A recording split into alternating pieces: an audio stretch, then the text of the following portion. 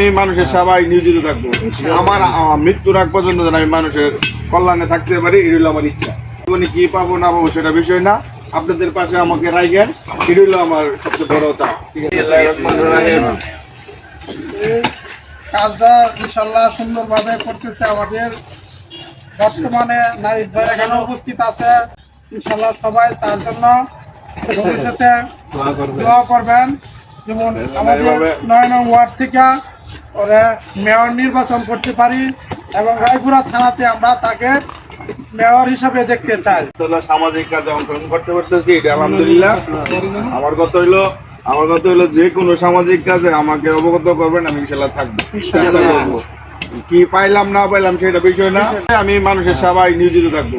আমার মৃত্যুর আগ পর্যন্ত যেন আমি মানুষের কল্যাণে থাকতে পারি, এটা হলো আমার ইচ্ছা। আমি জীবনে কি পাবো না পাবো সেটা বিষয় না, আপনাদের পাশে আমাকে রাখবেন, এটা হলো আমার সবচেয়ে বড় তা। তুলাতুলি মেটিকান্দা দীর্ঘ 17 বছর যাবত এই রাস্তাটা অবহেলিত আছে। হসপিটালের মেন রাস্তা বলা হয় এটা মেটিকান্দা থেকে। মেটিকান্দার রাস্তাটা তুলাতুলি হাসপাতালের মেন রাস্তা এটা। এই রাস্তাটা দীর্ঘ 17 বছর যাবত অবহেলিত আছে।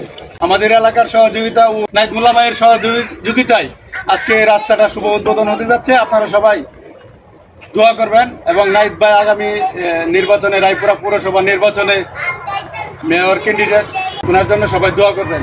ওদের সামনে নাহিদ ভাই উদ্বোধন করবেন এবং কিছু কথা বলবেন।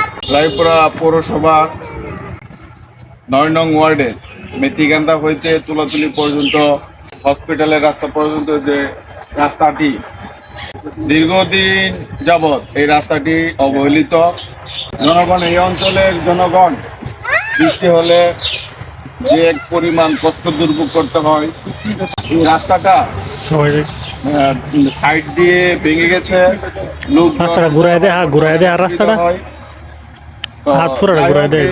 এই রাস্তাটা সংস্কারের লক্ষ্যে আজকে আমরা শাহজালালের উদ্যোগে, শাহজালাল এবং সজীব আরো যারা আছেন সবার এলাকাবাসীর উদ্যোগে এই রাস্তাটি সংস্কারের কাজে আজকে এসে অংশগ্রহণ করতে পেরে আমি নিজের ধন্য মনে করছি। সামাজিক কার্যকলাপে আমাকে যে কোনো প্রয়োজনে আপনারা ডাকবেন, আমি ইনশাল্লাহ থাকার চেষ্টা করবো আমি আমার সাধ্য মধ্যে। আমি ধন্যবাদ দেই এই এলাকার জনগণকে আমাকে এই অংশগ্রহণ করার জন্য, সুযোগ দেওয়ার জন্য। আমি তাদের প্রতি আমি চিরকৃতজ্ঞ ঋণী। আপনারা সবাই ভালো থাকবেন, সামাজিক কাজে সবাই এগিয়ে আসবেন।